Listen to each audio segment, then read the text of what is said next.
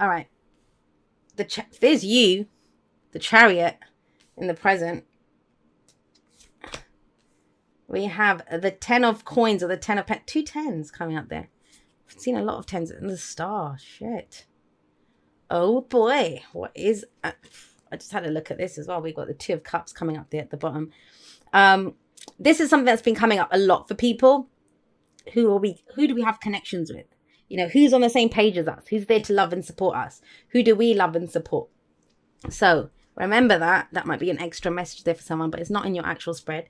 So let's get into this. We have the 10 of cups coming up as your underlying energy. What's the end game? Why are you going through all of this? What is it that you want to achieve?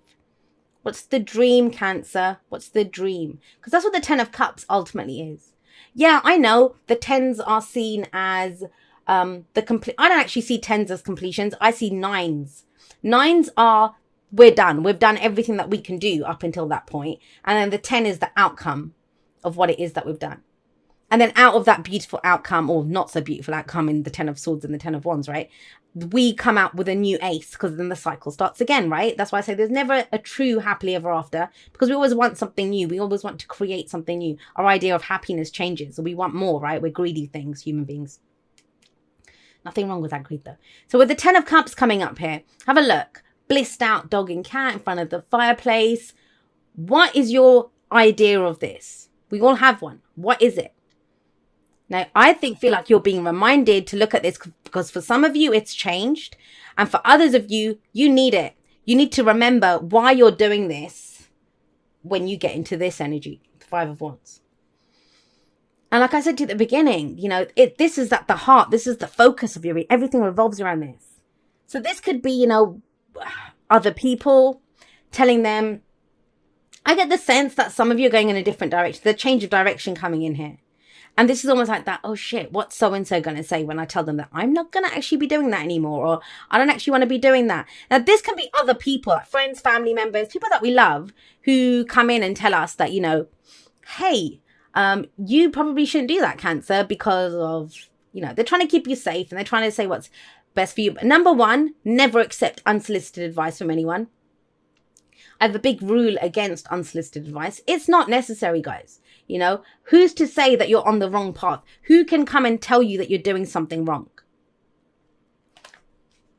If you're about to do something really stupid and silly, most times I let people do it. They'll learn something out of it. Unless it's like a risk to life or, you know, that kind of thing. Then I'm not going to say anything. Why? Because it's not because you don't love them. It's because you don't know what path they're on. Who am I to say that I know what's best for someone? Same here. Who is anyone else to say they know what's best for you? Remember that. Now, so sometimes we don't want to step up to them because they love us, right? They're trying to be nice to us. But I actually did a podcast episode on that. It's called, Who Are You Harming With Your Love? You know, you might be holding someone back. You might be doing whatever. And this feels like that. Now, it's wands. It's about creation. And it might be you're competing for stuff. This can be healthy conflict in the workplace. And I say healthy conflict. What do I mean by that? You know, competition. I'm going to get more sales than you. I'm going to do that. It can be that kind of energy. I'm not getting that though. That might be for some of you, but that's not the point here. I feel like this is more, your dreams are on one side, what you've envisioned as your happily ever after. On the other side of this is the 6 of cups, which is happy memories in the past, nostalgia, right? What made you happy in the past. And yet you're conflicted. In the middle, you're conflicted. Either to do with other people or within yourself. But even within yourself, it could be to other people. I don't know what to do. I don't know if I'm ready to get into the fray, if I'm ready to compete for this, or I'm ready to go for this. The 5 of wands, actually, as much as we say it's conflict and difficult and all the rest of it, and people that have an aversion to conflict, you know, they might see that as, oh my God, that's really difficult. But what the 5 of wands actually says is that it's not really an obstacle to you. It's more of a challenge to be overcome, to go for what you want. And if it's a challenge they want, it's the challenge they get, because we have the Chariot coming up in your present. And this is your card. And it's about, I always see, like, some people have said to me that I don't get, how can the Chariot be the card for Cancer? It seems so un-Cancerian. And I'm forever trying to get people to stop looking at signs as being fluffy. Like, people see Cancer as being a fluffy sign. Same with Libra. And some of the toughest people, some of the people that I put up with my bullshit have been Cancer and Libra. So they're not fluffy. They just have a different priority system, right? You guys have different things that you prioritize. So I always see the Chariot as this is what gets us home. This is, whatever that goal, the destination is, even if it's that job, or even if it's that £1 million, or even if it's that relationship, it's because it gives you a sense of home, right? 10 of Cups, look at that. Safety. This is my happily ever after. This is the end game. This is, the place that I feel like home. And that's why it's your card. That's how I always see the Chariot as your card. But it's about balancing head and heart to get there. You're not just going to get there. You need to jump into the Chariot. You pick what your destination looks like. Then you grab hold of those reins. You take control of the situation and you go forward.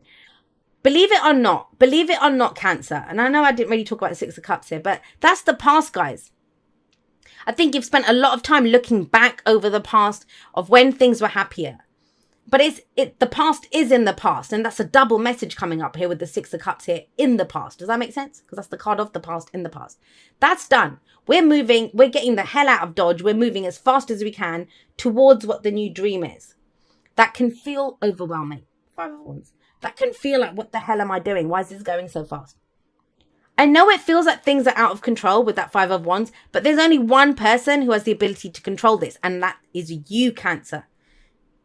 Honestly, it is. It's your card, and it's in the present, and it's underneath your happily ever after. No, I don't know who else I said this to. Was it Aries? I think I said it to Aries. No one is coming to save us. No one is coming to give us anything. But guess what? We don't bloody need them to, because we have the Chariot here. It's about you taking the actions to get to where you want to go. Not just sitting there waiting for handouts for what people will give you. No. The Chariot is a victory card because of the determination and effort that you put into this.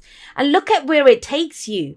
So you start off with this underlying energy of the 10 of Cups. This is what will emotionally make me happy.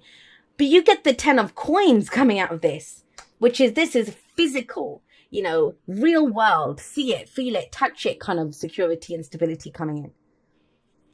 It's amazing. Amazing. I mean, you've got the Chariot. It's got these two either side of it. This is something that has the potential to stand the test of time. It's long-term stability and security. And it's a dream. I think for some of you, it's a dream that you had for a while. It's something that you might have given up on this happening.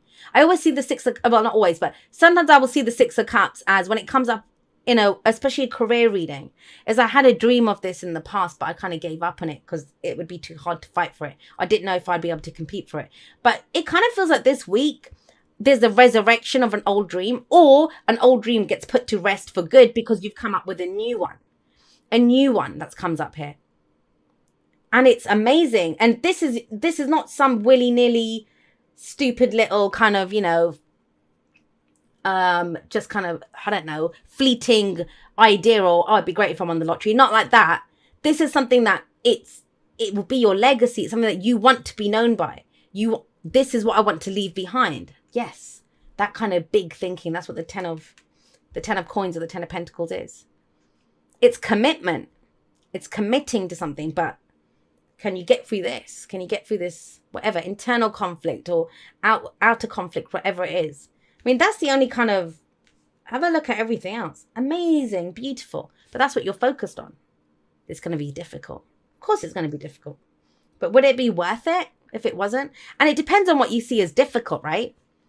Trust me, the first time I started learning how to say no to people, I was racked by guilt. I found it very difficult. Now, I have no problem. I'll be like, nah, I ain't doing it.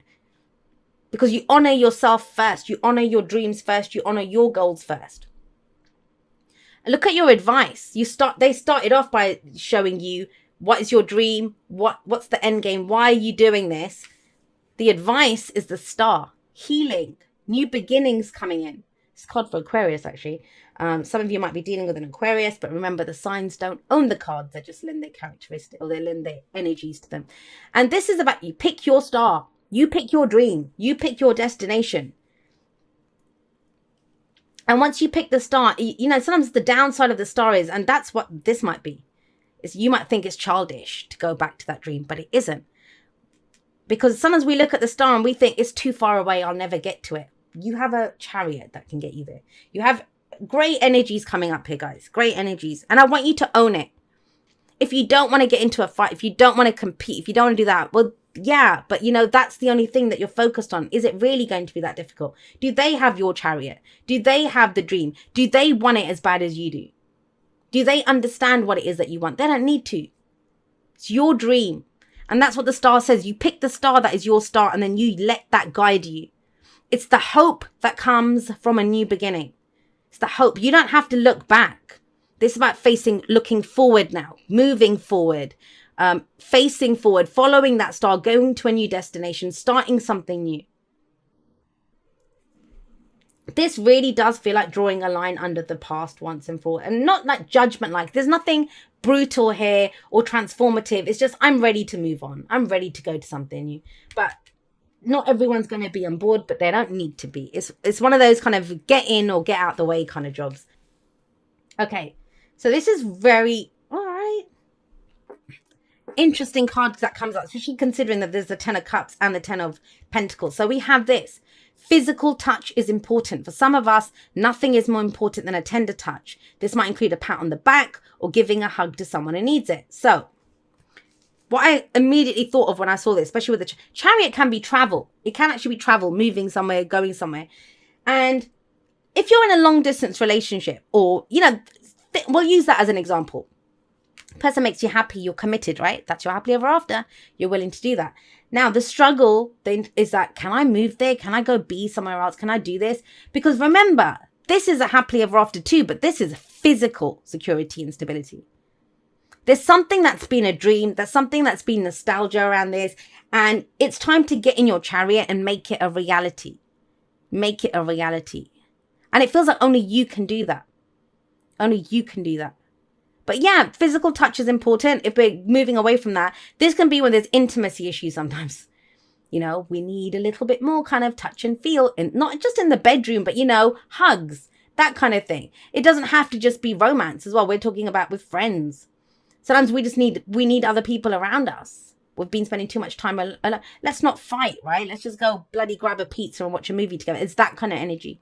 Physical touch, right? The physical part of it. Not just being in our emotions, not just being in our thoughts, but physicality. That's why this is so crucial coming up here. Because you start off here with a dream, and this is about the reality of it. And a leg up talks about you've gone as far as you can on your own. And you know what? Both of these cards, they talk about families. It's that family or groups of people that work. Like, family doesn't just have to be blood, right? It doesn't have to be just be blood. There's people that are in my life. We're not related by blood, but they're family. They are as dear to me as my, you know, sisters or whatever. So a leg up. This is talking about, it's about bringing other people in. Why do you see it being difficult with these people? Why do you see it? Because I'm still getting that sense you can control this with this coming up.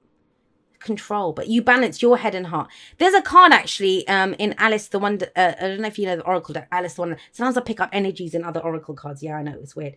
But and it says this thing of that, how can you give someone else emotional support or be there emotionally for someone else if you're not grounded yourself, you're not balanced yourself? And I'm kind of getting that.